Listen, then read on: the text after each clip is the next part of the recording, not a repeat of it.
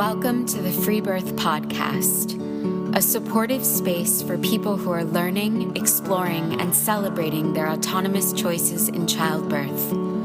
Together, we'll unpack truths, share personal stories, and claim our ability to birth freely and intuitively. Here's your host, Emily Saldea.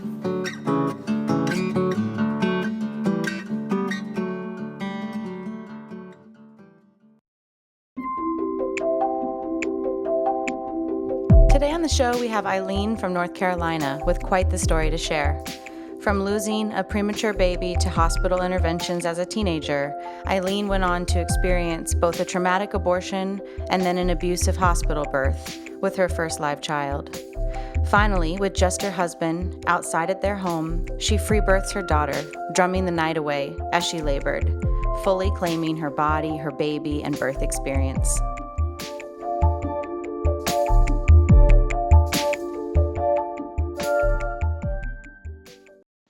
Altogether, I've been pregnant 7 times. My first pregnancy, I was 16, was going through this whole, that thing when you're like a teenager and you're like, I want to be a mom, and da da da da da, and like really bad. And I wasn't careful. I wasn't being very careful. I was just kind of like hearing about natural family planning type of stuff, but I really didn't know anything about it. And so I got pregnant, and suffice to say, my parents were not thrilled. My dad is a Marine, so he can kind of roll with that very OCD controlling type personality. And I knew right away that I already wanted to have a natural birth. I wanted to have a home birth. My grandma had my dad in the hospital, and then she had my 2 aunts at home.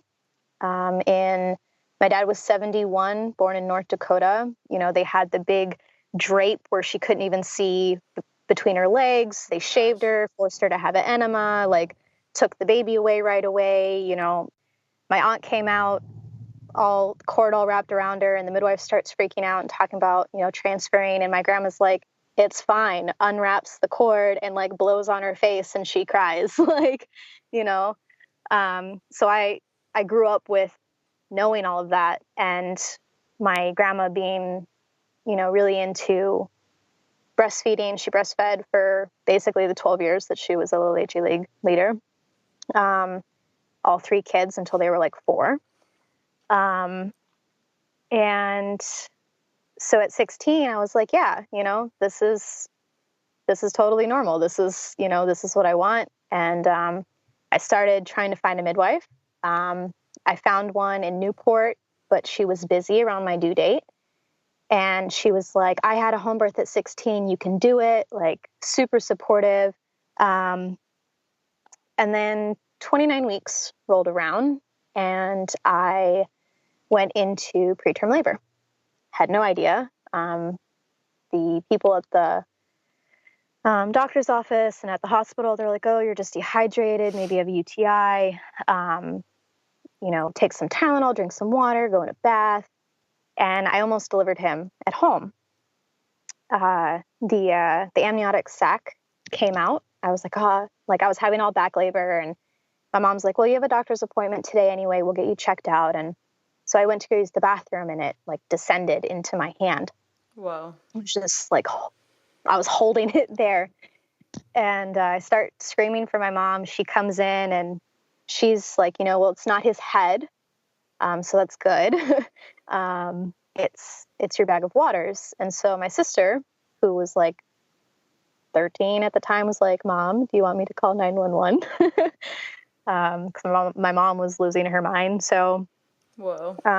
I rode in the ambulance to the hospital on base, and because we lived off base, and they were like, well, we can either push this back and inside of you and have you on bed rest and hope that you can keep the baby in a little longer and that you don't get an infection, or we can break your water and you can have a baby in about 20 minutes. Hold on. Push it back? Yeah. I've never even heard of that. I don't know. So it wasn't ruptured? No, it was like a bulging Bag like coming bubble. down. Yeah. Because Oh. that preterm, the bag is so strong. Right. Because it's not supposed to open. Right. And the baby is smaller, so it hasn't been stretched as much. There's not as much fluid as would be with like a term baby. Yeah. And so I was like, well, infection sounds like a bad thing. So let's not do that. And so they broke my water and my contractions, which had stopped, resumed. And I pushed for like 15 minutes and had a 3-pound, 3-ounce, 29-week baby. And so that was my first like birth experience. Other than like the really bad back labor, wasn't horrible. It was like 5.5 hours start to finish. And then they took him to the hospital about an hour and a half away. And I didn't get to hold him until he was 3 days old. Because he was on like isolation and it took like a day. They thought I was sick, so they wouldn't let me into the NICU. And it was a doctor who had attended us that called in sick, and it was this big mess. So he was like 3 days old by the time that I got to hold him. And when I held him, my milk came in.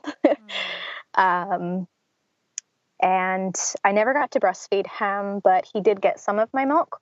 And then at about 2 weeks old, they transferred him to Chapel Hill. And he was there for about 5 days because he was having distension. He wasn't digesting the milk, and they thought he might have been having necrotizing enterocolitis, where parts of the intestine, they're not getting blood, and they start to die. Mm-hmm. So they sent him up there because they had a pediatric surgeon. They said he was fine, but they were going to put him on a thing of antibiotics for like a week. And at that point, he had all these little IVs in his hands and his feet, and all his little vessels were shot pretty much. And they couldn't do like the big, that much IV fluid for him to live on it, basically, because he wouldn't be able to have any food for the whole time. I don't know why, but so they gave him a PICC line without asking us. We had signed a waiver at the first hospital that if he ever needed a PICC line, that we were granting permission because there's a risk of death. However, they told us that the risk of death was from infection because they either do it through the femoral artery in your leg or through the main artery, your brachial artery in your arm. And it's a really thick catheter that goes straight into the heart. And so obviously if bacteria gets in at that site, it goes straight into the heart. So we transferred to the next hospital. We didn't sign a waiver for them. I don't know if they just took our paperwork from the last hospital. They didn't say they were going to do it or anything. I just called to check on him because it was like a 3.5 hour drive. So we didn't get up there every day. And I wasn't driving at the time. And so they were like, oh, yeah, we did this thing. He's doing great. So we're like, okay. That was on a Wednesday. I saw him Wednesday afternoon and Thursday, and he had not been a fussy baby. The only time he cried was when he got a diaper change. Otherwise, he never cried. I don't know if that's just a preemie thing or that was just him, but he never cried. He loved to be swaddled and all of that. And Thursday, when I saw him, he was fussy, didn't want to be swaddled, kept crying. And I was like, something is wrong. And by Thursday, the only thing he had a nasal cannula in the PICC line. That was it. He didn't have any of his other tubes. And he was down to like almost air like room air oxygen almost. Friday, they told us that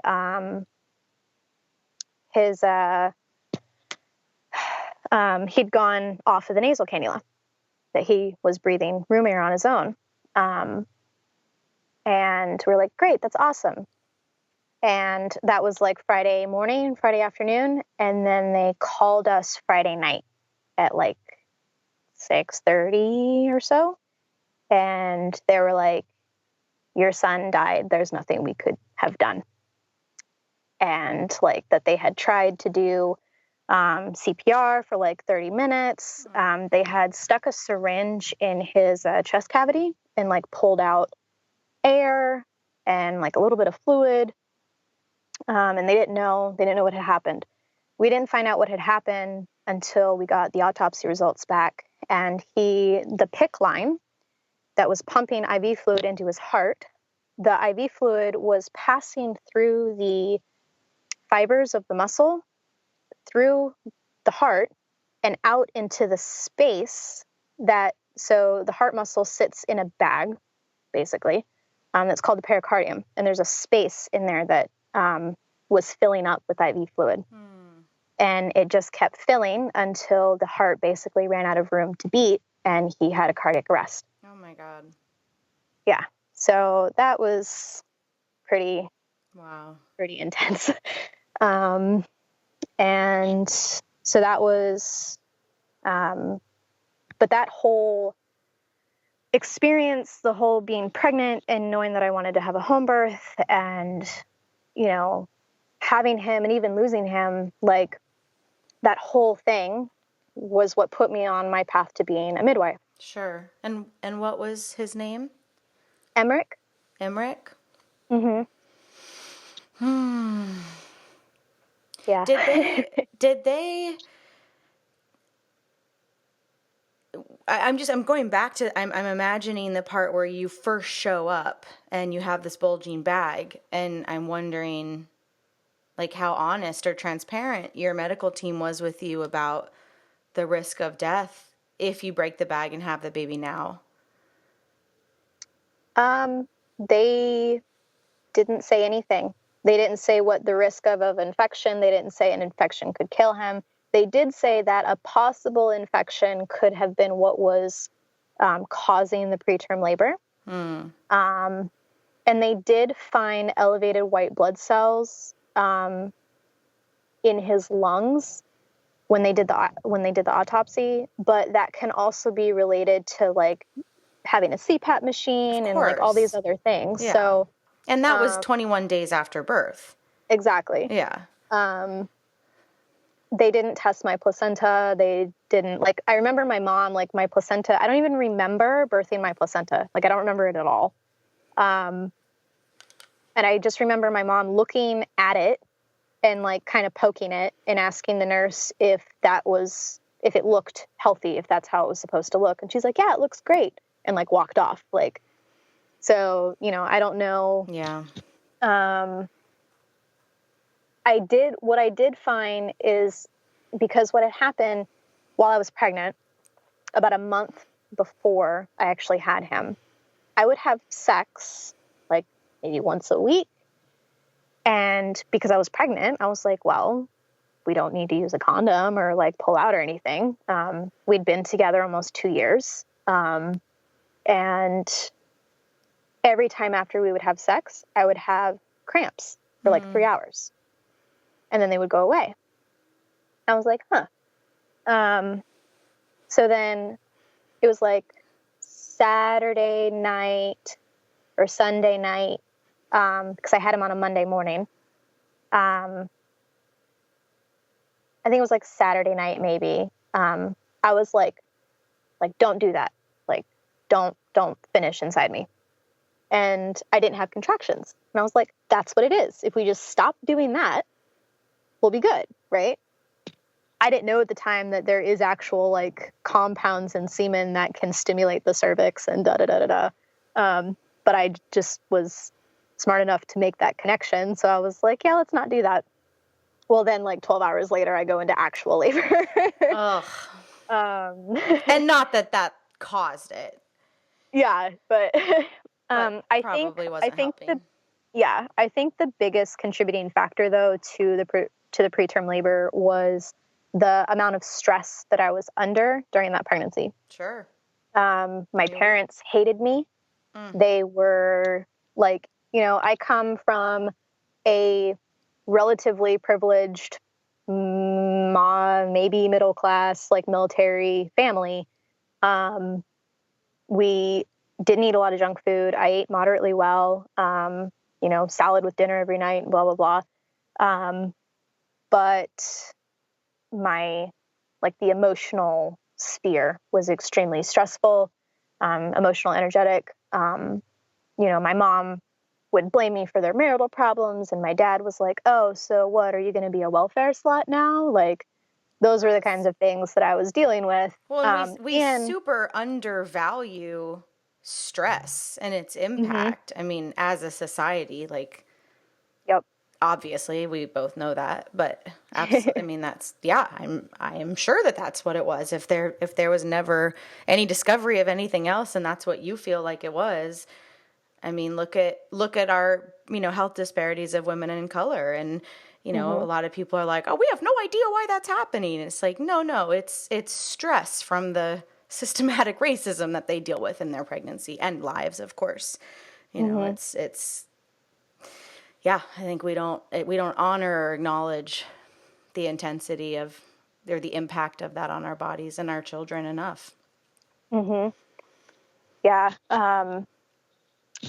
So it puts you on this path towards midwifery. So what happens after that? So you have this terrible loss through this sounds like subpar hospital team or decisions, and you're still 16-ish. So what happens after that? Like, how many years later is your second baby? Well, I got pregnant again in just before I turned 18. My birthday's in December. So I was like a month shy of becoming 18. My partner, who I had the first baby with, we had broken up because of how stressful the whole ordeal was. Neither of us could cope, and it was just this mess with our parents and da-da-da. So we broke up. Half a year goes by. I had gone away for a while. I come back. We are kind of hooking up again, and I get pregnant. So in North Carolina, you have to be 18 to get an abortion without parents' consent. Yeah. Such a bad law. So we do have a Planned Parenthood. It's like an hour and a half from here. So and are your parents for or against? I was pretty sure that they would be against, though at one point in my first pregnancy, my dad was like, you can't go to prom unless you get an abortion. And I was like 21 weeks at that point. Gross. Yeah. So, but I knew that my mom was pretty vehemently, they're very Christian, both of them. More so my mom, but, so I made the appointment. I was going to be 8 weeks, a week or two after I turned 18, and that's when they make you come in anyway. They make you wait until you're 8 weeks, which is also stupid. And he took me. He drove me down there. They wouldn't let him in with me. He had to sit in the waiting room the whole time. And at that point, I had already... Originally, I didn't really want to go through with it, but then I made the decision to. And I had come to the point where I was I had sat down, I had access to Sister Zeus's website, and she had talked about releasing the spirit and da-da-da. And so I had sat down and done that and meditated and been like, hey, look, this is not a good time. I'm not even with your father right now. I'm just turning 18, still living with my parents. This is not, come back later. And after I did that, I no longer felt pregnant. The nausea went away, everything. Wow. The fatigue, it all went away. And so that part of the decision I was good with. I was like, yeah, I'm not pregnant anymore. The spirit's gone. It can come back later. Like, we're good. I'm set with this. Not that I had ever been against it. I just had never seen myself doing it when I was younger. Sure. I don't think anyone sees themselves doing it until they're in a situation where it's the right move. Yeah. And so we went, and that was one of the most traumatic experiences of my life. Almost more traumatic, or as traumatic as losing my son. Because of the way you were treated? Mm-hmm. Gross, man. And it was like... It was a surgical. Yeah, I did a surgical because I was like, well, I can't go home and have a miscarriage in 2 days. I live with my parents, right? Yeah. And I could only be with him for the night. I told my mom I was with a friend. And in theory, it sounds relatively straightforward. I mean, 15 minutes, wham, bam, you're there for a couple hours. And yeah. I was like, oh, it'll be fine. It'll be great. And they're like, yeah, we numb you. You don't feel anything. Great. Lies. Lies and slander. So I go in after I had to get, the mini Rogram shot and da-da-da. So we go in, and I had to get an ultrasound to confirm dates. Mm-hmm. I go in. The nurse helps me get undressed on the table, whatever. And this old white-haired white guy comes in that I hadn't met at all up to that point, which I guess is pretty typical. Mm-hmm. And so he's explaining kind of what he's going to do. He's like, all right, you're going to feel a pinch. I'm going to numb your cervix. And the whole time, that's what I was freaking out about. I was like, they're going to put a shot. They're going to put a needle in my cervix. Sure, it's scary sounding. That was like, oh my God, it's going to hurt so bad. I barely felt a thing. I was like, oh, that's great. Okay. This is going to be great. The painful part and the traumatic part was being forcibly dilated. Mm-hmm. They didn't give me any other pain medicine, no knock you out drugs, none of it. Which in a way I'm thankful for, but, so he numbs the cervix. I'm like, great. Okay, awesome. The nurse is holding my hand. And then he starts dilating me, and I start freaking out because it hurts so bad. And it hurt more than pushing out a 3-pound baby. And that I had just done a year and a half before. And so I'm crying, whatever. And the nurse is trying to I can tell that she's starting to feel uncomfortable. She's trying to make me feel better. And then the doctor is just going at it, doing his thing, not saying anything to me. And starts talking to her about golf. It's the classic. Yeah. Ugh. Maybe take your mind off no, yeah, be with me here. Yeah.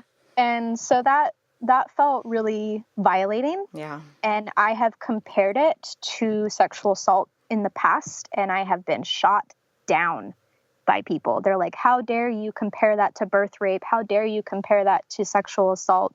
And I'm like, no. Yeah. How is it any different? Yeah. You went into the hospital to have your baby. You consented to go in and have your baby. You didn't go in to get raped. Yeah, exactly. And so that was my, I had consented for the procedure, but I hadn't consented to being violated. And silenced and not acknowledged. Yeah. And yeah. So he leaves, he finishes and leaves. The actual DNC part, I barely felt at all.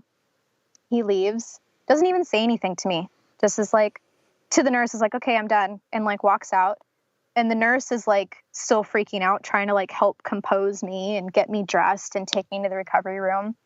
And in the recovery room were all of these women and folks who had been in the waiting room that we had all kind of been sort of, talking to each other and being like, oh, your story, da-da-da.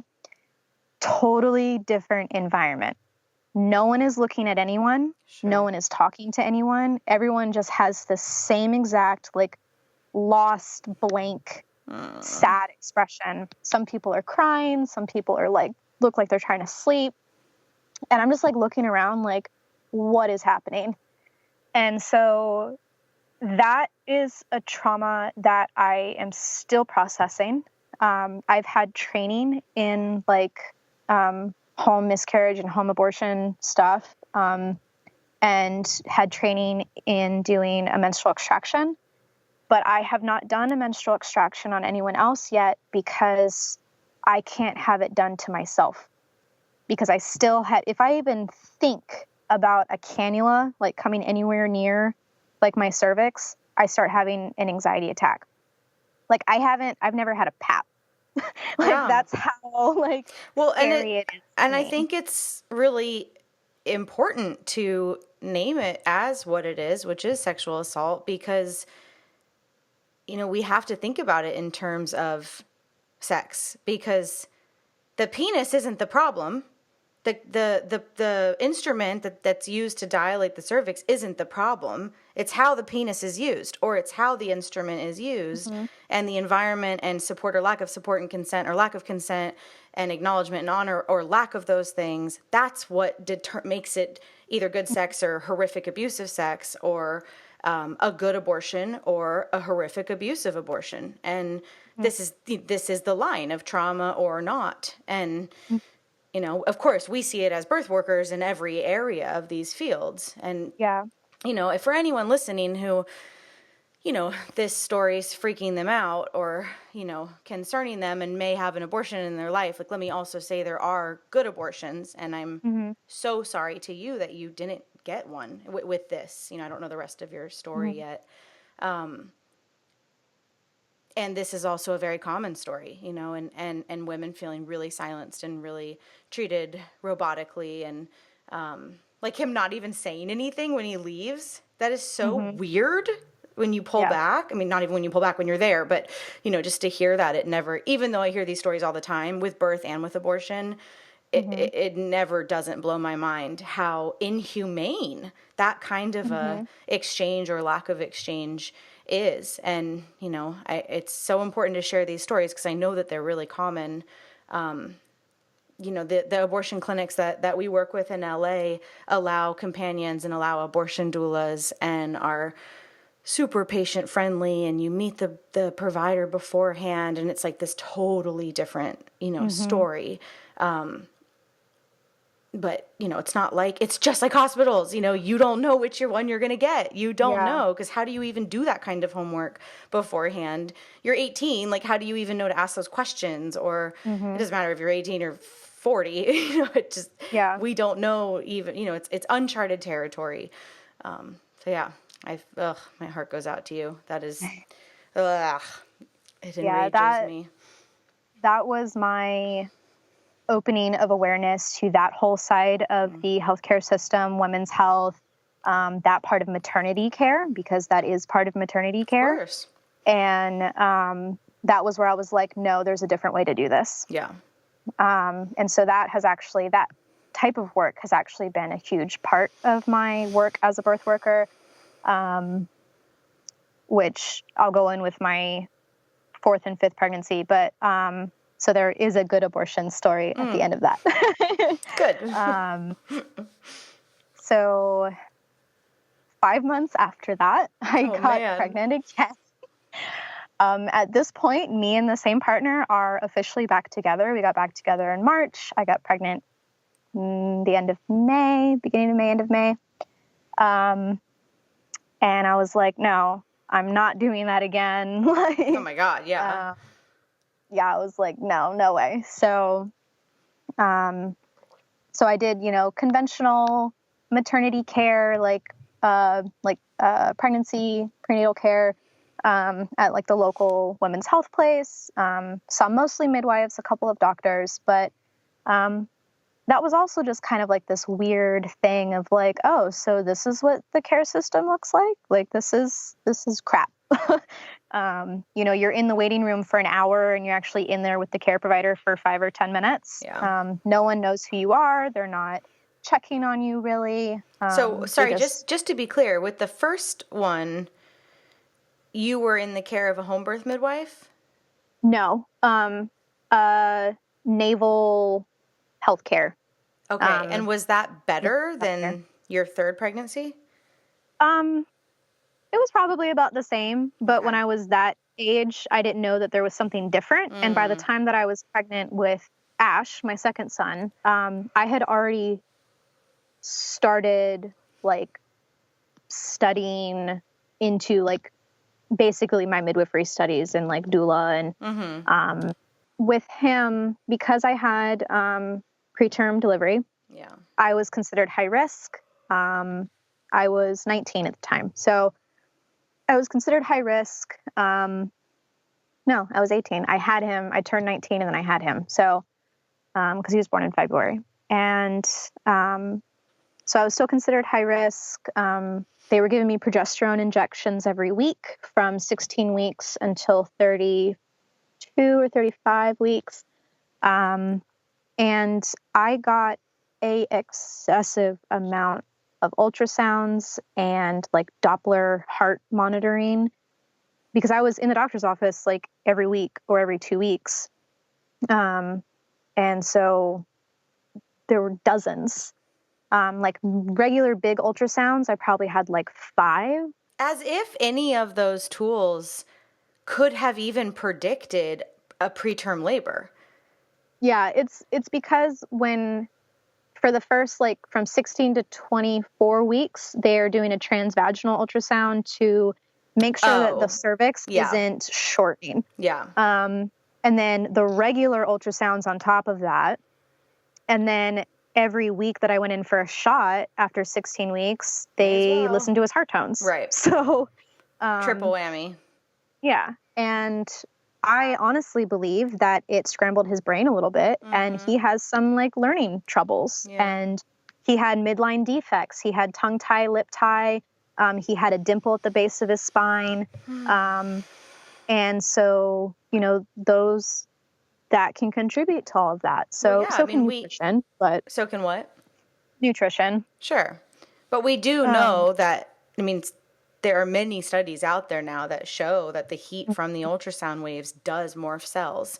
How much, or, you know, obviously we can't predict, and there's no incentive to study this stuff, you know, but we know now, right, that ultrasounds have never been proven safe and that they can and do morph cells. So if people are getting them all the time, it actually makes less sense to think it wouldn't affect the baby. Mm-hmm. Yeah. So with him, I also wanted a home birth. I was pushing my partner. He was not on board. I managed to interview a underground CPM in North Carolina. She was going to work with us on affordability because we were like ramen noodle poor at that time. I had to give my car back to my parents because they wouldn't pay for it and I couldn't afford it. And so they, you know, she was going to work with us. But we found her really late. I found her through word of mouth from another doula, who had worked with her at a birth and who then attended her own birth. And I was like 32 weeks, I think, when we met her. So it was really late in. And that was also about the time when I met my first Frontier trained CNM. That was really nice. Out of any CNMs, like that's, you know, their focus is home birth. And she was working in the women's health clinic, but she had that home birth mentality. And she sat me down. It was like 32 weeks. And she like looks at my chart. She was with me for like 30 minutes. And she's like, so tell me about your pregnancy up to this point, and how have you been, and how are you eating, and how was your first loss, and da-da-da. And what do you want for your birth? Like, what's your birth plan? She was the first person up to that point to do that out of a practice that has like 25 midwives and 2 doctors. And, she was like, yeah, you can labor in the shower and he can catch the baby if you want. And she's like, you know what my favorite part is? That's my favorite part, is when the dad catches the baby. And she's like, you know what? you can just be like, oh, I'm in the shower, and just not say anything when the baby comes and let him catch the baby. Like that was her idea. And I was like, oh, that's great. She's like, you can have intermittent monitoring instead of continuous. You don't have to, it's your choice to get antibiotics and da-da-da. So I was like, yeah, this is looking really hopeful if I don't find a midwife and we do a hospital birth. Well, because we found the midwife so late, she was like, I need $1,000 by the birth, and then I'll work with you for a year to pay off the other 1,000. I thought that was reasonable, but I wasn't working at the time. So he thought that wasn't possible. And I think part of it really was that he just was not on board because he was afraid of what happened the first time. Of course. And if he was on board, you guys probably would have made it happen. Yeah. So we ended up having him at the hospital. And I went into labor after having sex. Oh my God, girl. At what through week? That 39 okay. weeks. But that whole time, I would not let him finish. Yeah. Inside. So I was like, no, I still think this is a thing. We're not going to do that. And I started kind of pre-labor stuff at 32, 34 weeks. Really strong Braxton Hicks and toning contractions, whatever you want to call them. And just kind of periodically. And so that last night, it was 4 p.m. we had sex. I was like, fine, go ahead. It's we're almost there. Mm-hmm. It'll be fine. Within the hour, I was in active labor. But I think, at that point I'd already been in pre-labor for weeks. So, labor started really fast, really intense, all in my back again. Contractions were 3 to 4 minutes apart from the start. And I kept getting up and going to the bathroom and being like, God, I have to poop. I really feel like I have to poop. And I'm on the phone with my mom and she's like, you what? Yeah. You have to do the what? Magic words. I was like, I feel like I have to poop. And she's like, go to the hospital. Yeah. Now. So I had only been at home for an hour and a half.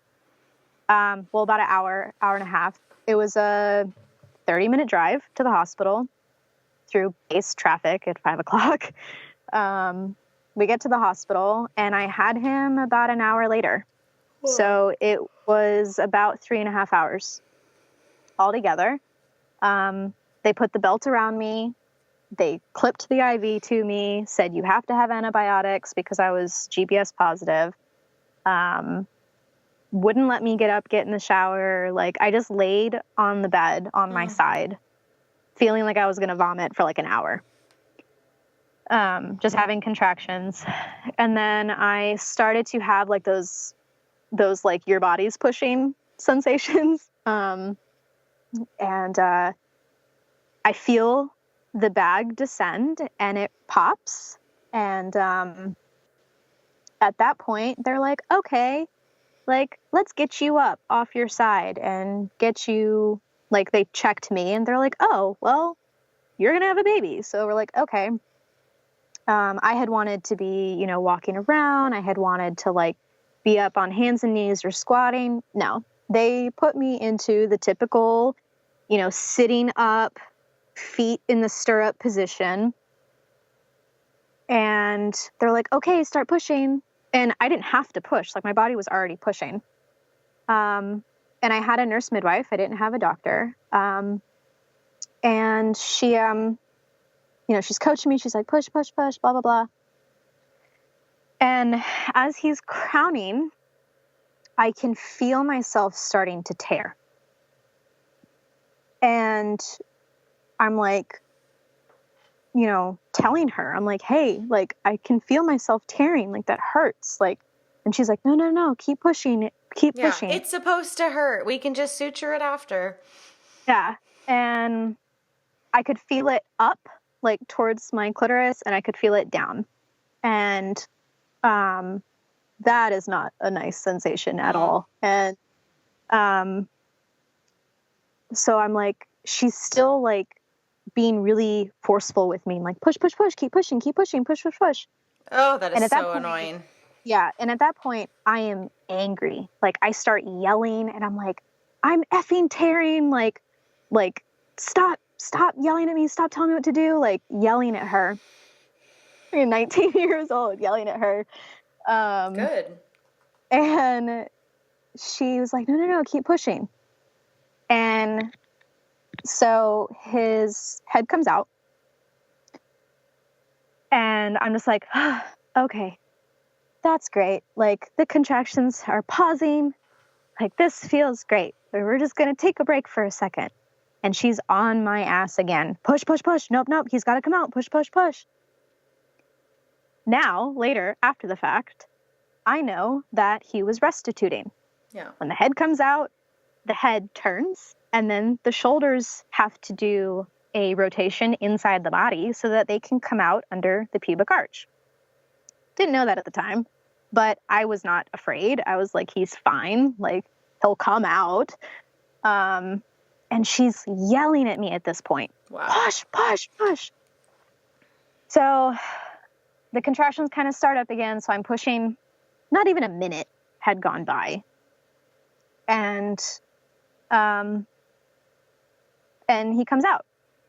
So he comes out. She puts him on my stomach. At that point, like, the adrenaline is kicking in. And like, he didn't even have the cord around his neck. Like, nothing was wrong. Like, she was just, he's not coming. Push, push. Like, yeah. And I'm like, it's like the anatomy and the physiology. Like, it was fine. And so at that point, like, I'm shaking, like, really, really bad.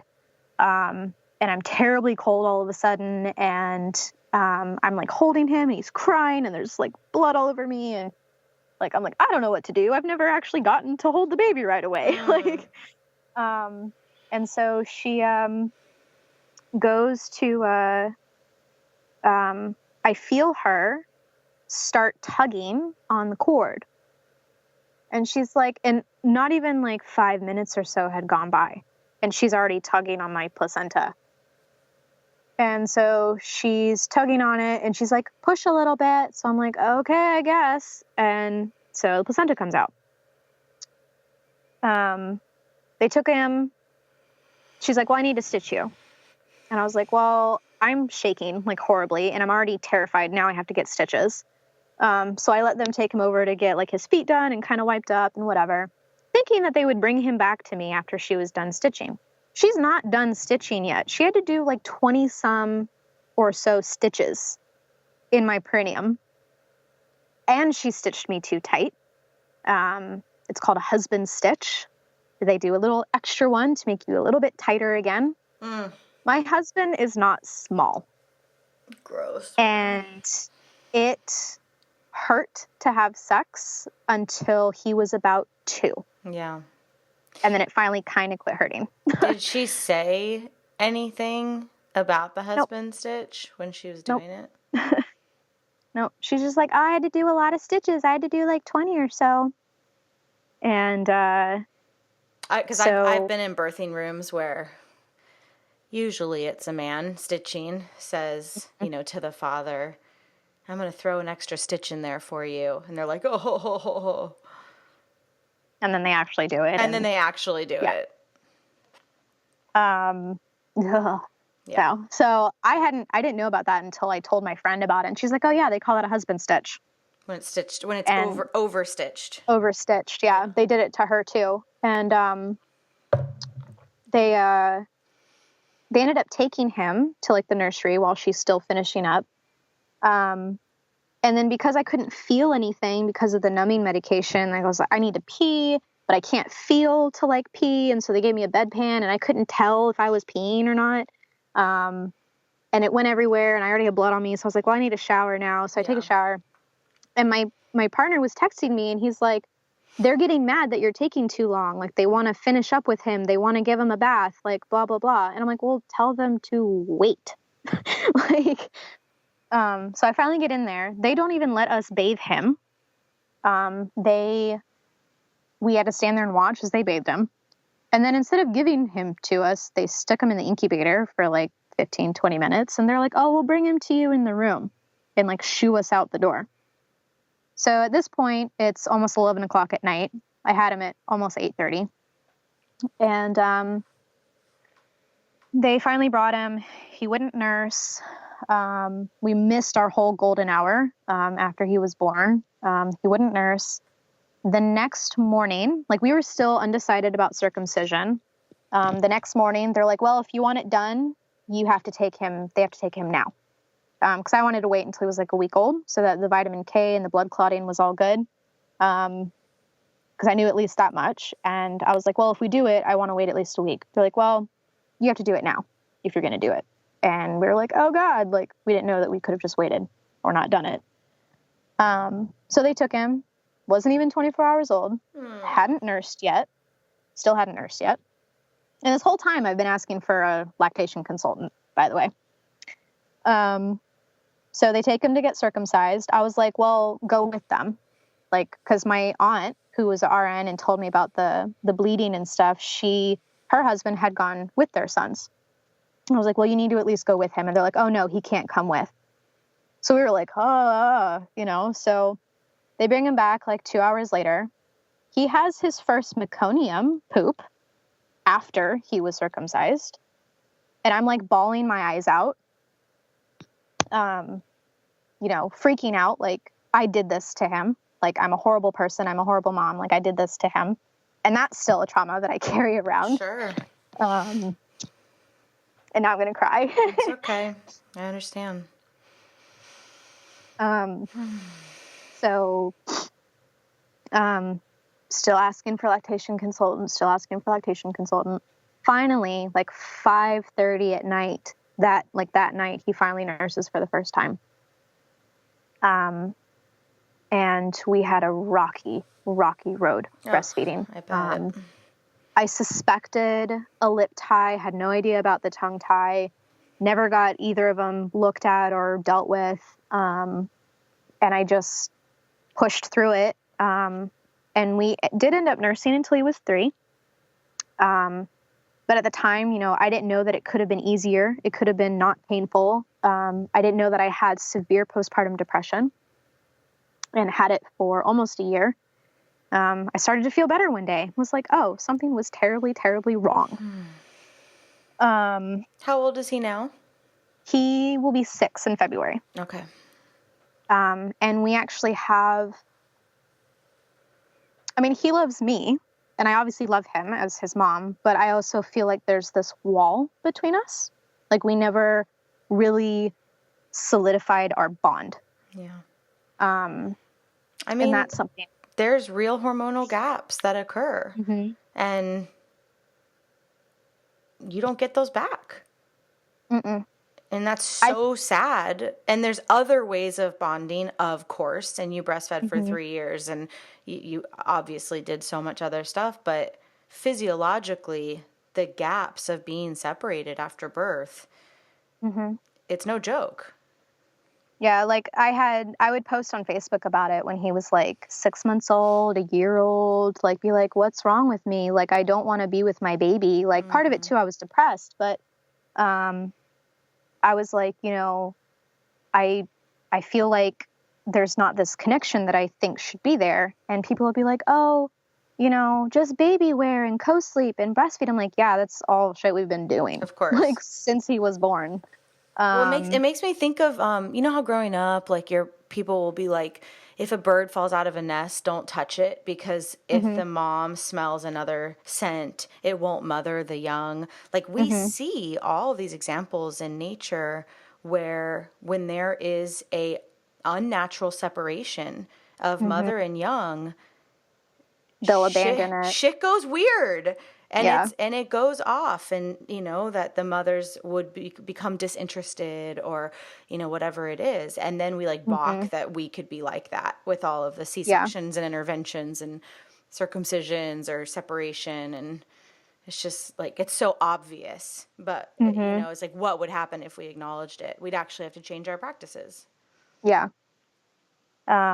So that's that's still something that I kind of struggle with. And I thought that maybe like having Rowan unassisted, or even just whether unassisted or assisted, of just having her naturally and not getting that separation time that, I would be bonding with her. But if he was there, I thought that maybe he would get like residual, like I would also maybe could get that bond back with him. And I don't think it works that way. Like I had hoped, but it didn't. I think at that point the damage was done. Yeah.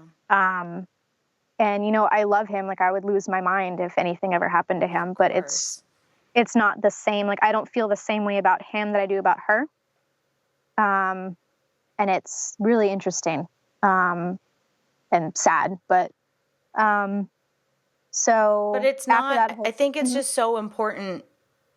You're already doing it, but to really point to like the physiology of this. This isn't, because of course we're in a culture where like, you're not supposed to say that stuff. And, it's, I'm sure that, you've gotten the whole spectrum of responses when you share that, but the reality is the physiology of bonding hormonally was disrupted, and that causes disconnection. It just does. And all you're doing is acknowledging what has been proven in every way, shape, or form.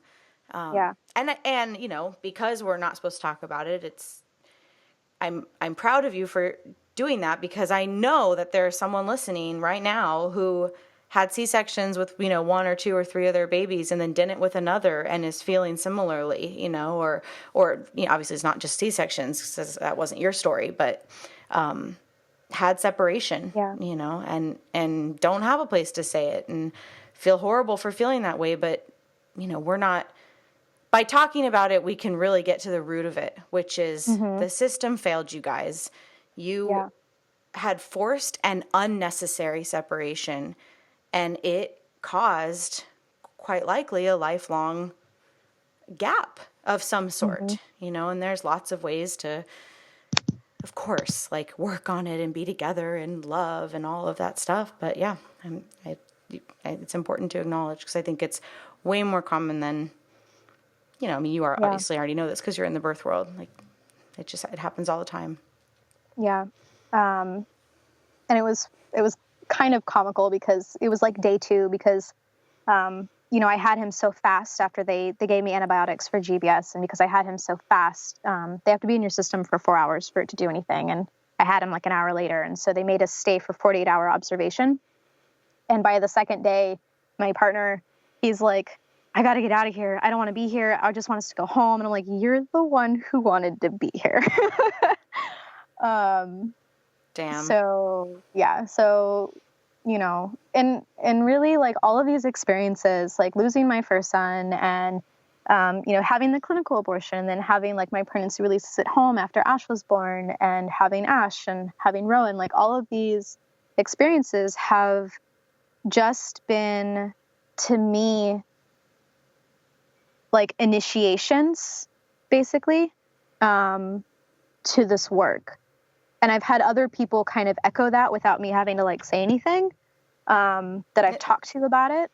Yeah. And to the heartache that it is to be a woman and a birthing woman and a fertile woman, and the way that society oppresses and abuses us, and it's, God. And how to show up, I've never agreed with the whole idiom that like, oh, you can't be a midwife if you've never had a baby. Like, I don't necessarily agree with that.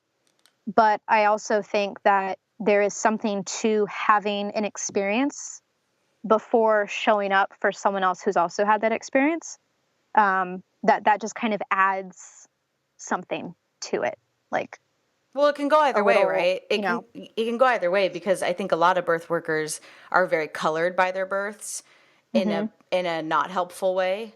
Yeah. And because the variety of experience is so massive, sometimes I feel like not having experienced birth really made me more of an empty cup.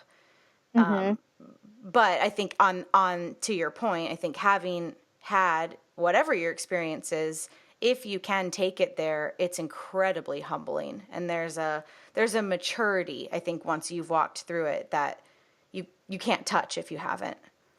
Mm-hmm.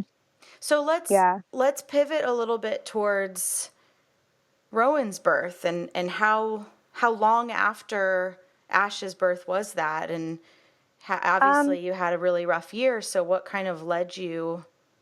I mean, it's pretty obvious what led you to Freebirth. Yeah. I wouldn't freaking go back either, but you know what I mean. Speak about that journey. So having a couple years, between Ash and Rowan, I got pregnant 2 more times. And I was like, well, we don't want another baby right now. I'm not going back to the clinic. At this point, I have studied enough to know that there is alternatives. And I was like, I already believe in having babies at home. Why can't I do this at home? And so I had 2 herbal plus medication self-induced pregnancy releases at home that were super healing. They were hard, of course, but they were super healing for me. And they were also learning experiences for me. I learned things that I didn't know from my book studies that I could then take on to help other people. And so they were medical abortions, like you took the pills? I started with herbs. I successfully ended both pregnancies with herbs, but did not induce bleeding with herbs. And the first time, Ash was only like 1.5 years, so I was still pretty actively breastfeeding, and I couldn't take any of the stronger herbs, particularly the estrogenic herbs, because they do pass through the breast milk and can affect the nursling. So with both, I ended up taking misoprostol, which is the mifepristone is what they give you in the doctor's office, and they're like, this is what ends the pregnancy. And then they send you home with the miso to take 24 to 48 hours later to expel the contents of the uterus. So how did you get the miso? I have healthcare type of people in my network that do this work. Nice. That I've trained with to do this work. 'Cause that's like kind of under the table, right? Yeah. Yeah. And they can legally obtain it. Right. It's just a weird kind of gray area, on God forbid we had access to it on our own will. Yeah. And I mean, it's an over-the-counter drug in every foreign country. Totally.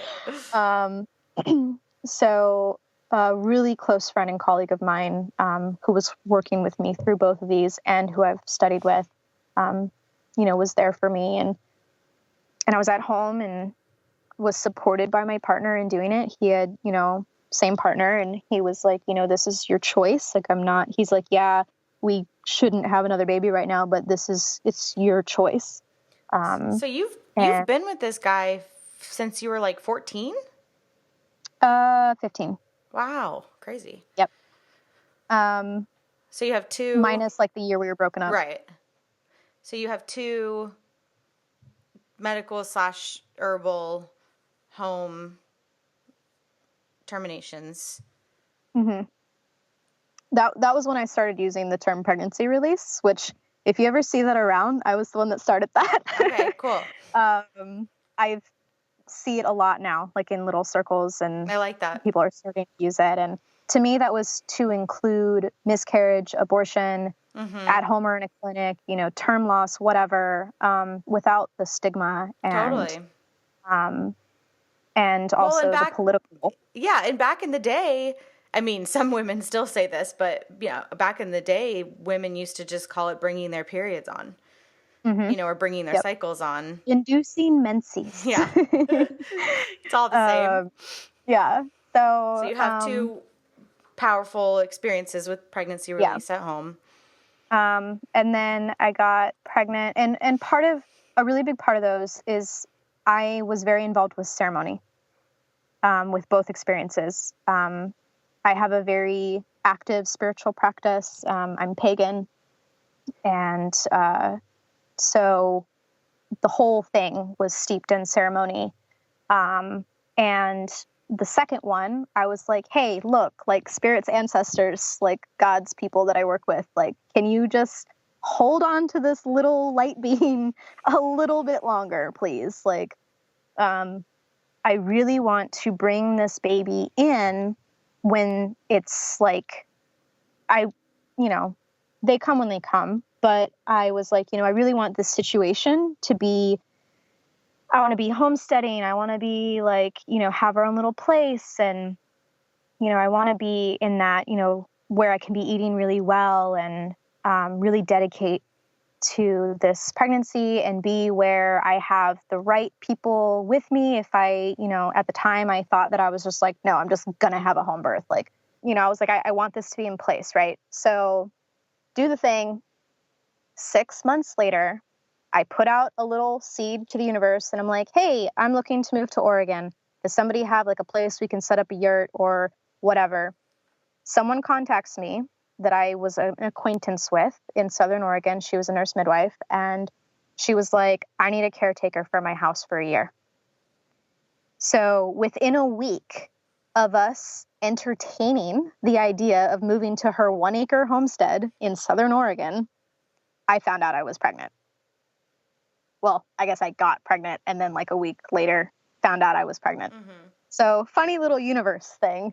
And so that was basically like, I was like, yeah, well, we can't keep staying in our situation and have this baby. So we have to move.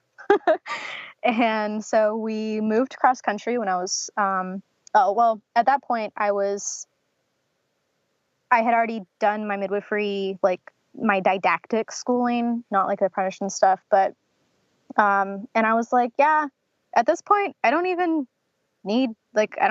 really need a midwife. Like, yeah. I'm pretty sure that we've got this. Like, and I was like, I can do my own prenatal care way better than what I've been receiving. And so I got a proof of pregnancy right before we left, and I went to get my hospital records from when I had Ash, found out that they had given me Pitocin for 3rd stage management, which they hadn't told me that they had done. I was super angry about, which can also affect bonding. Oh, yeah. Go figure. And so we went, we moved, and I was in early pregnancy. I was swimming pretty often. I was doing yoga pretty often. I was eating okay until we moved. And then I was eating really well for like the rest of the pregnancy, because we had a lot of access to, organic foods and fresh produce and this and that while we were in Oregon that we don't really have here. There were a couple things that came up while I was pregnant that I just asked like other student midwives or like midwife friends about, just to get their thoughts on it, not to be like, oh, do I need to do this or da-da-da, just to see what they thought and what resonated or didn't with me. And I did have, I was apprenticing at a birth center for a little while, and while I was pregnant, before they had me go on maternity leave, and I did have my preceptor just palpate, just to make sure that there was one baby, because I didn't want a surprise twin, because I didn't get any ultrasounds the whole time I was pregnant with her. And then there was one point where I got a really bad sunburn, and there was one day that my legs swelled really bad. And that kind of worried me. My blood pressure was fine. But I was just like, what is going on with the swelling of the legs? Well, the sunburn finally peeled and was a really wet peel, and all the fluid came out. Whoa. So that was interesting. And the whole time that I was pregnant, I just kept coming back to hemorrhage. And it wasn't a fear. It wasn't like, oh God, like, what if I hemorrhage? I'm going to die. Like, it wasn't a fear-based thing. So the way that I've had it explained to me is that if it just occurs to you and it's not based in fear, that it's your intuition. It's when it's based in fear that it's usually something external that's, giving you this impression or this this idea, this fear. And so I just kept coming back to it. I'm like, yeah, well, this may or may not be part of my reality. So I'm just going to prepare for it just in case. Like, breech didn't bother me. Like, none of the other stuff that people would normally like worry, quote unquote, about. I was like, like, it's fine. But with the hemorrhage, I was like, yeah, I'm not sure about this. And it was pretty strong. Like, it was so strong that I had 2 separate people who I hadn't spoken to about it say something to me and be like, I just am getting this weird feeling. This thought is occurring to me, not trying to push this on you, but have you considered a postpartum hemorrhage? And I was like, yep. Yeah, I have actually. One of whom was the midwife whose house we were staying at, and one of whom was a friend of mine who's also a midwifery student. She's one of my best friends, and she just messaged me one day and was like, "Hey, this just occurred to me." So, so take me to the birth. So, I have pre-labor again for a few weeks, starting at like 34-ish weeks or so. Just pretty strong toning contractions and, body getting ready. And I went into labor the day after the autumn equinox. The lady who owned the house was gone. She had gone to the coast for the night, and I had not wanted her to be there at all, like even on the premises for the birth. She had a really bad energy, and we had been fighting. She had tried to kick us out when I was like 35 weeks pregnant. Had tried to tell us we couldn't have our free birth there because she thought we would hold her liable if something happened. So I went into labor like 5:30 in the morning. I'm like, yeah, this is it. I just kind of went with it for like 30 minutes or so, but I was afraid because my first birth had been 5.5 hours. My second birth had been 3.5 hours. I was like, oh God, this one's going to be like 45 minutes or something, which I didn't really want. And so I was like, well, I'll wake him up. So we had planned a outside birth. We had spent weeks setting up my lavu, which is a Scandinavian teepee-like structure. And so I sent him outside to start a fire, and because it was kind of chilly, late September. And so I went outside. We left my son sleeping in the house for a while, and I went outside and was just laboring for a while, and it was so easy compared to like the other 2. I didn't have the back labor. The contractions were moderately spaced. They weren't right on top of each other like the other ones had been. And for the most part, like, I didn't really feel the need to have anyone with me. And Sean was just kind of in and out, collecting firewood. We had greatly underestimated how much firewood we would need. FYI, for anyone planning an outside fire birth, have too much firewood. And at about 7, 8 o'clock, we went and got my son out of the house. And I was really undecided on whether I wanted him there or not. Because I was like, oh, he's going to be bouncing around. He's going to be distracting. But he did really, really well. Every once in a while, he would get kind of bored. And so he would just go help his dad to like collect firewood. And the other kind of keynote thing for my labor was I drummed. Shamanic drumming with every contraction. And I thought it was a fluke. I was like, oh, well, I'll just not drum for this next contraction and see how it feels. Halfway through the contraction, I had to start drumming again. I don't know what it is. I don't know what it was, but that was my pain management. That was keeping me in that brainwave state, that deep delta. Totally. That's amazing. That makes so much sense. Yeah, it was like I drummed for 5 hours between contractions, and I didn't get up and walk around. I didn't really want to do that. And when we first went outside, I had like made my offerings to like the land spirits that were there, and like the goddess Brigid that I was working with that whole pregnancy. And and then, went inside, and then I basically stayed there until everything was done. And I was on hands and knees, mostly just rocking. And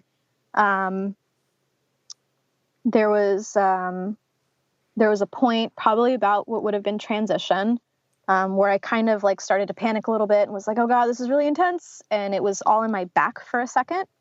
And that was the first point that I had my partner come over and actually touch me.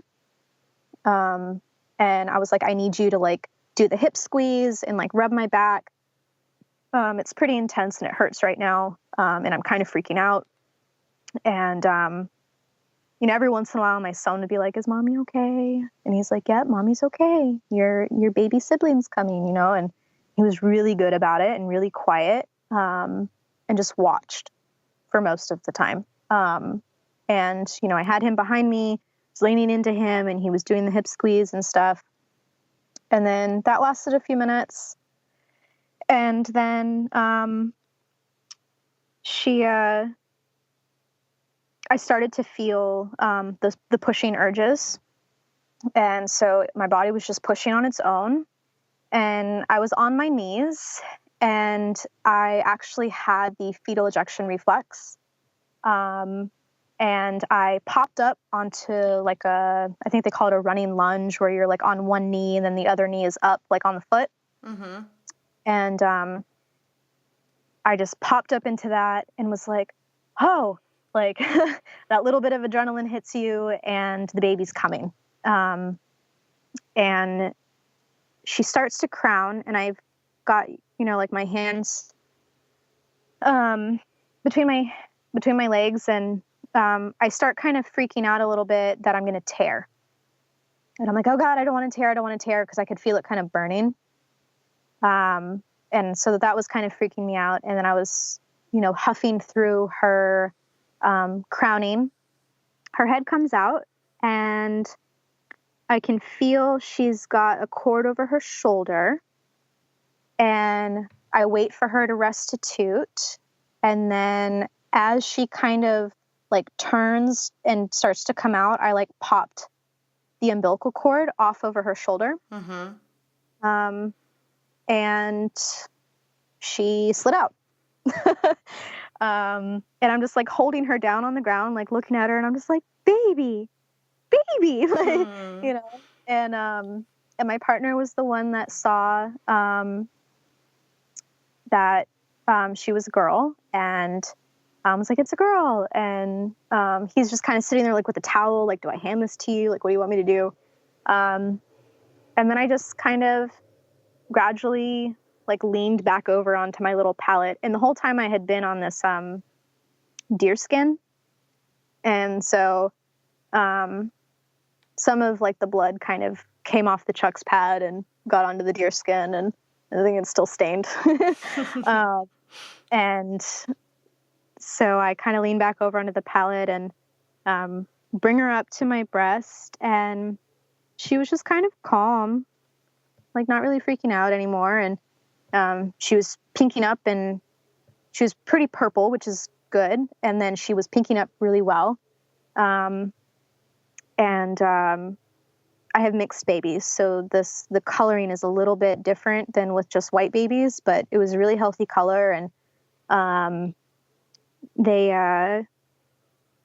after maybe 15 minutes or so, 20 minutes, she latched, and the placenta still wasn't coming, and I was having little gushes every so often, and I was like, yeah. Okay. And the whole time I had been pregnant and being like, okay, like I'm preparing for postpartum bleed. I had been taking nettle. I had been taking alfalfa in the last month. I had been taking red raspberry leaf, grass-fed beef liver capsules periodically every few days or so for most of the pregnancy. Was making sure that my diet was really well, was upping those blood building herbs and things like that. And then at the very end, like the last couple weeks, I started taking chlorophyll, liquid chlorophyll, and really a lot of nettle. Mm-hmm. nettle is my go-to for everything. Like anyone drink nettle tea all the time. And I had a whole postpartum hemorrhage kit. I had everything from homeopathics to herbs to misoprostol, which is what most midwives use at home for hemorrhage. I did not have Pitocin. I had a midwife friend who could have gotten me a shot of Pitocin, but I didn't want that. Yeah. And I was like, if it gets to that point that the misoprostol doesn't work, I need to be in the hospital. Mm-hmm. But I had everything. I had written out how to do a bimanual compression and gone over it with my partner. I had done the whole everything. And so shortly after she was born, I was like, I don't really like this bleeding. Like, it wasn't like copious amounts of blood, but it would be a decent gush every like 5 or 10 minutes. And I was like, the placenta's not coming. Like, after the first 2, it came out in like 5 minutes, but I had gotten Pitocin management. So, and the doctor pulled it out with Ash. Yeah, and she did contraction. So you haven't had a normal 3rd stage yet. Mm-hmm. So that was a whole new experience for me. I didn't know I knew that for my pregnancy releases at home, that retained tissue was typical for me. That's happened twice, but I think that's just my body. And I dealt with it at home both times. But so with her postpartum, she was nursing. I skipped homeopathics and I went right to, I think I did blue cohosh tincture, and I took like 2 dropperfuls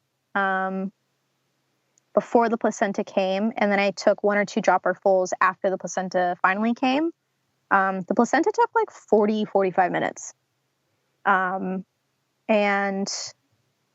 I didn't, I would kind of like sit up and kind of pull on it just a little bit to see, like, has it completely detached and I can just pull it out now, or is it still there? And it just stayed there for a while. And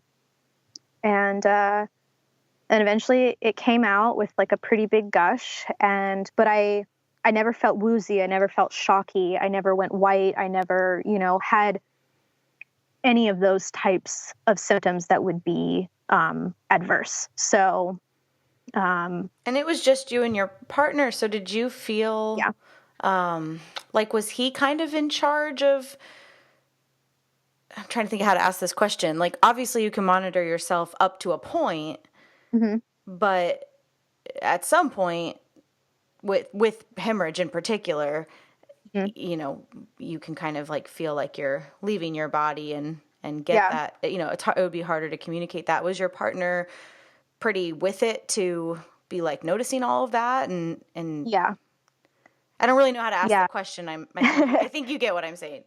Yeah. 'Cause like we didn't do fetal heart tones during labor. We didn't do blood pressure during labor. Like we didn't do any of that. So, it was basically just kind of like hey, just kind of look out for me. If I look at you and be like, this is a lot of blood, like, he was going to be on top of that. Or just for him to realize like, oh, she's fainting, like, or, she went white, like those kinds of things. Which none of that happened. And it was a decent amount of blood, but I think because I was healthy, because I had done a lot with nutrition in, and building my blood while I was pregnant, a lot of women just lose a lot of blood right at the birth instead of in the postpartum. That's just how their body does it. And if you've really, built up your blood volume, it's not really a concern. It's when you have a really not expanded blood volume. If you lose a lot of blood, like you're done, like you need a transfusion, like, and that's why hemorrhage is such an issue with abortions or miscarriage, because you haven't reached that point yet where your blood volume expands. So you can't lose that much blood. 2 cups in a miscarriage is like you're in the hospital getting a transfusion, whereas 2 cups at birth, if you're a healthy mom, might not be an issue. Totally. And I never weighed it. I never measured any of it. So I don't know how much it actually was, but, and so I took my blue cohosh just twice, and then the placenta finally came. And after that, it was like after 11 in the morning, she came. We didn't get her exact time of birth. We totally forgot about that. we got her time, like we guesstimated a time like 5 minutes after she was born. So I was like, great, now her astrology chart's going to be off forever. Like, um, we just put it on her birth certificate as 1036 because that's kind of a number for us. I was born at 4:36 in the morning. Emmerich was born at 9:36 in the morning. Ash was born at 8:26 at night. And I think if she hadn't been so adamant about pushing, he would have been born at 8:36. So we said 10:36 for her, which might have just been off a couple of minutes. And so we went in the house and I drank coconut water, to hydrate again. And I rested and I made sure that I was getting up every like 30 minutes to use the bathroom to get clots out and keep my bladder empty, to prevent late postpartum hemorrhage, and ate a little bit. And she slept for like 3 hours the first time after she was born. Like, I don't know what to do with myself. Like Ash, he slept for an hour, would wake up for 10 minutes, sleep for an hour until he was like 6 months old. And she's like, nope, I can sleep like 2.5 hours, peachy king. And so in the postpartum, like a couple days after she was born, I was pretty weak. I never got shocky, I never did any of that. And the bleeding like slowed down a lot after like my postpartum lochia bleeding was like moderate, like period, like occasional clots. And I just kept up the regimen that I had been doing up to the birth. I kept doing for like 2 or 3 weeks after the birth to help build my blood back up again. But I was doing it like every day. So like a tablespoon of liquid chlorophyll and, the nettle and the red raspberry leaf, tea, infusion, and taking, I ate a little bit of my placenta every couple days for like 3 times. I had it in like smoothies. I didn't like turn it into capsules or anything. I was going to, but I never had time. So we gave it, when we moved again, when she was 6 months old, we gave it to the headwaters of the Sacramento River at Mount Shasta. So that was kind of cool. So yeah, and she's now 2. Wow. Wow, what a journey. So how do you feel having, let's say at this point, being 2 years out of your most recent birth experience and obviously your most positive, and how do you kind of encapsulate this whole experience as it is a part of your life today? I definitely feel that it changed the way that I want to practice as a birth worker. Now I am very into educating about the option of free birth, and giving, this quote unquote midwifery education back to birthing people and families, because it's theirs. It's not midwives. It's not doctors. I really want to have like, someday when I have like my own little homestead thing going on, I want to have like a free birth sanctuary where people can come have a space. And if they want to bring a midwife or another like traditional birth attendant or not, that's up to them. But it's just an autonomous birthing space for them. And I get to nourish them with like traditional foods and support them however they want me to. That's kind of where I'm at as like being a midwife now. And really wanting to work with people like prenatally and preconception.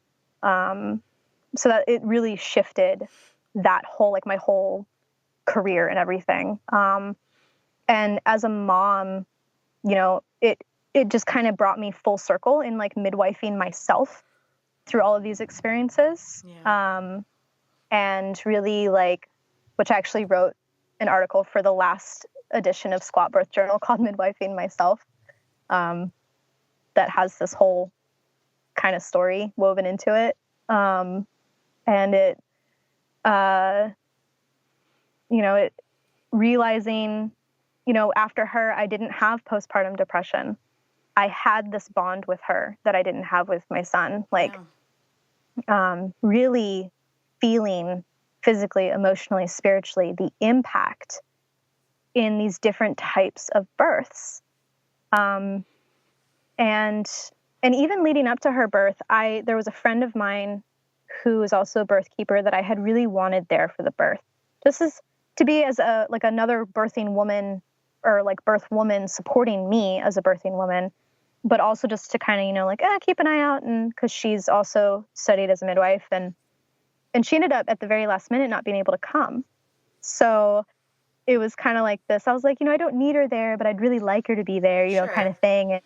But I think really that, I needed that for it to just be us and to just be me. Because I really was able to come into my full autonomy and sovereignty and, round the full circle, to reclaim all of the different things that had been taken from me from all these other experiences. Yeah, beautifully said. So, yeah. Powerful. But then also having, the experience of, in trying to finish my midwifery education, like how my experience is shaping that and affecting preceptors who want to work with me, or, how I can work with them with that experience, has also been interesting to navigate. Because so many midwives are not supportive of autonomous birth. Mm-hmm. Basically, anyone who's not trained through like the matrona or indie birth. Right. I mean, of course, there are other like midwives out there, and I haven't met all of them for sure, but I've had 2 experiences where one midwife was like, you can work with me, but you under no circumstance can tell any of my clients that you've had a free birth or an unassisted birth, because I don't want them to make a quote unquote unsafe decision. Like you did. I was like, oh, okay. Yeah. And then very recently had another midwife, who she was like, basically saying that she wasn't taking students, at the time, but she was like basically insinuating that she wouldn't have wanted to work with me because we have different philosophy about unassisted birth and free birth. That is too big of a thing for her, because it would matter for her. And I was like, you wouldn't want a preceptor like that.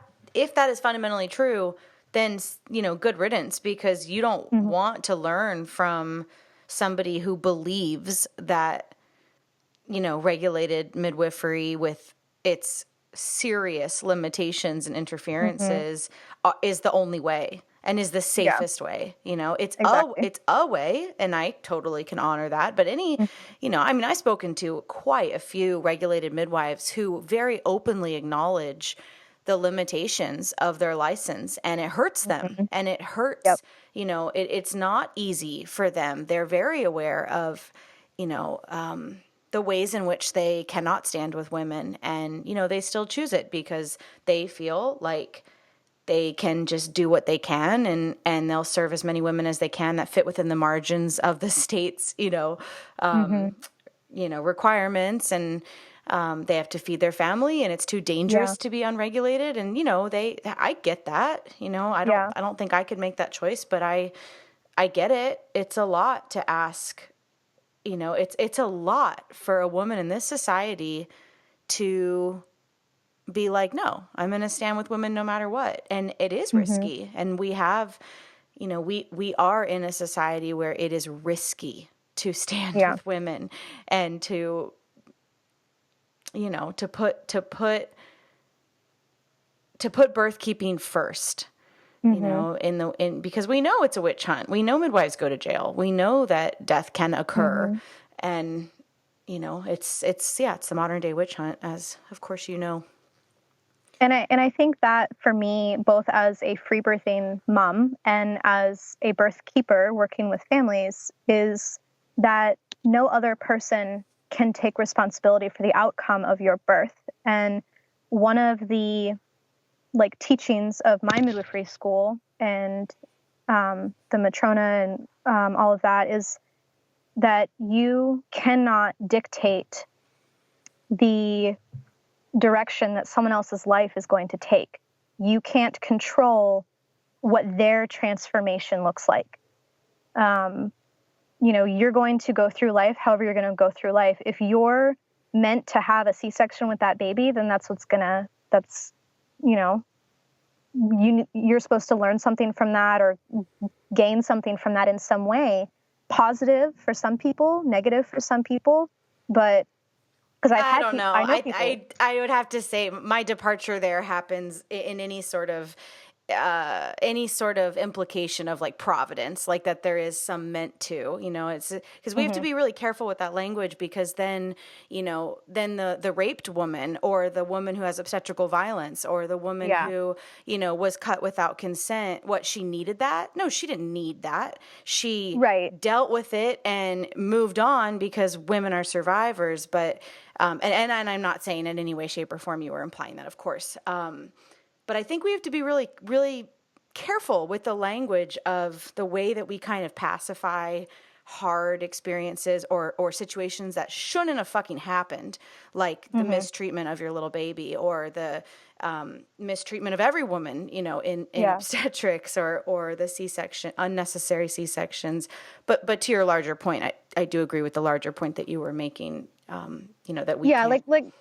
like not so much like, divine providence or, that you can't choose your own destiny or whatever, but also a lot of people, they don't consider, what is the baby's path? Like, what is their destiny? What is their life experience supposed to be like? Or, we can't know that. Like, and that, I guess that's kind of like the point, is that you can't know what another person's life path is. Yeah. And so you can't take responsibility for it. Totally. Oh, it's such a tricky line. Yeah, like in the same way of, as a mom, like I'm taking responsibility for my birth, but at the same, it's this, it's a paradox. Right, exactly. That, I'm taking responsibility for my birth. I'm not putting responsibility for it on a midwife or an obstetrician or a friend or whatever, or on my husband. But at the same time, I am allowing space for another human being's destiny to unfold through my body. However that's going to look. And that kind of comes back to the whole, sometimes there are instances where a baby dies where something could have been done, but there's also a lot of instances where there was nothing that could be done. And it's more the social narrative that if you were at the hospital, they did everything, and if you're at home, you're irresponsible. They could have saved your baby, but babies die in the hospital all the time. They just don't talk about it. And, doctors don't go to jail for it, but midwives do. So, that was part of our thing with, deciding like, we're going to do this. We're going to have a free birth, was whatever happens is going to happen. Like, we're going to do our best to make sure it's a good, positive outcome.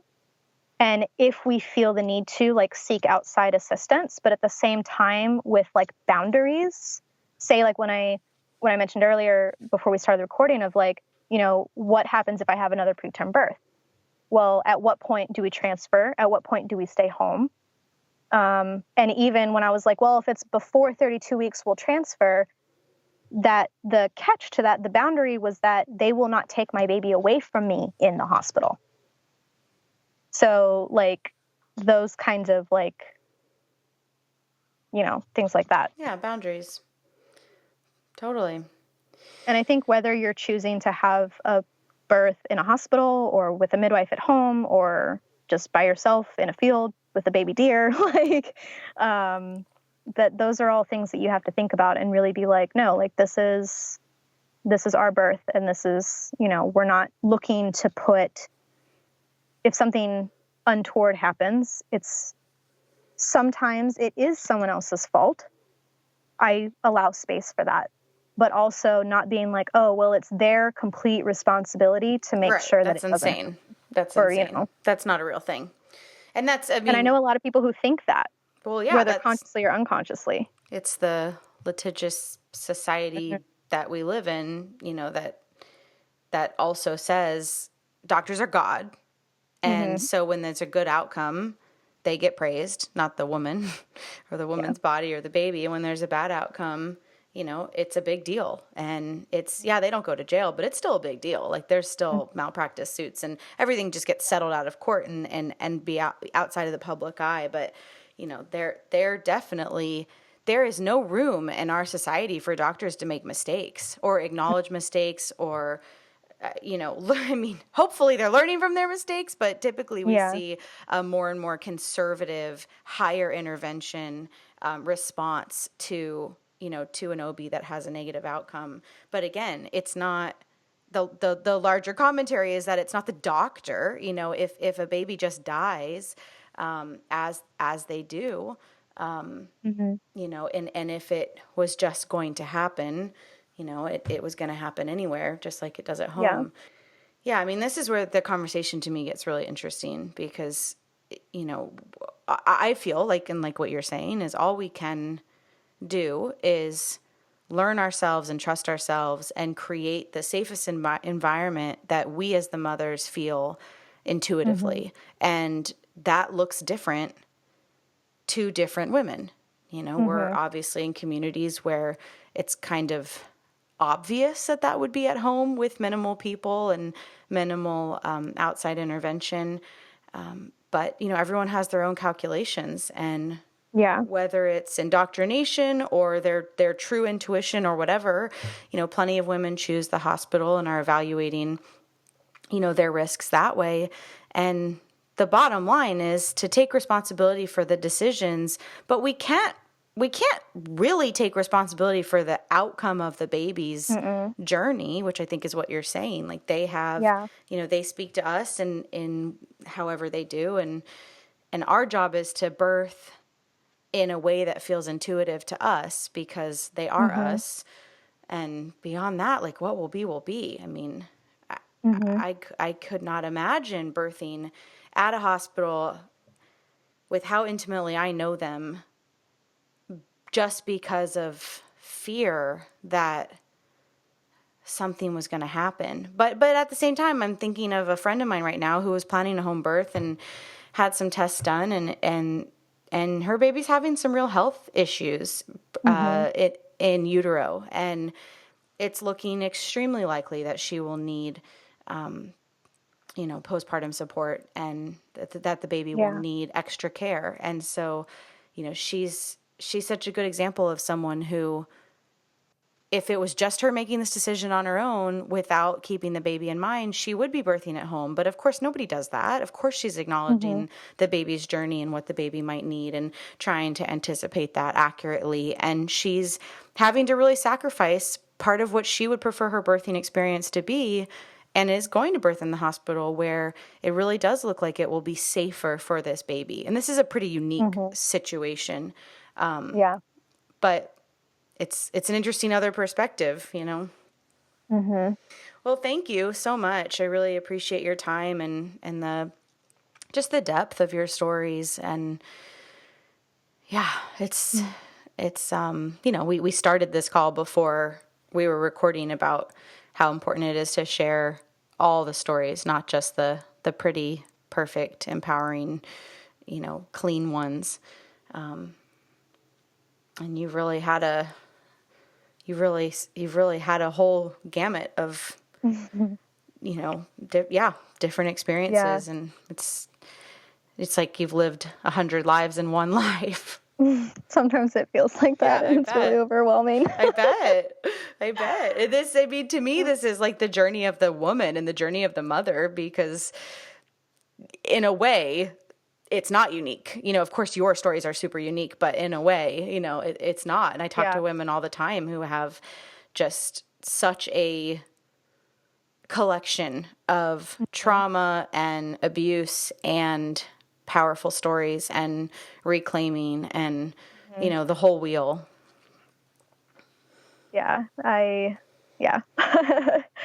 Thank you. And you're welcome. And thank you for holding this space. And I know I get long-winded, and it's hard when you're like, I've been pregnant 7 times. Like, how do I shorten Right. How do you encapsulate that? Because it's like you said, it's the whole picture. It's the whole wheel. And so it's like, well, do I not share this part? But this part's important. So it's like, you just need to write a book. Yeah. And that's, basically. All right, sister. Thank you so much. Thank you. Mwah. Mwah. That's it for today, everyone. Join us next week for another episode of the Freebirth podcast. Thanks for joining us, and remember, your body, your choice. Lots of love.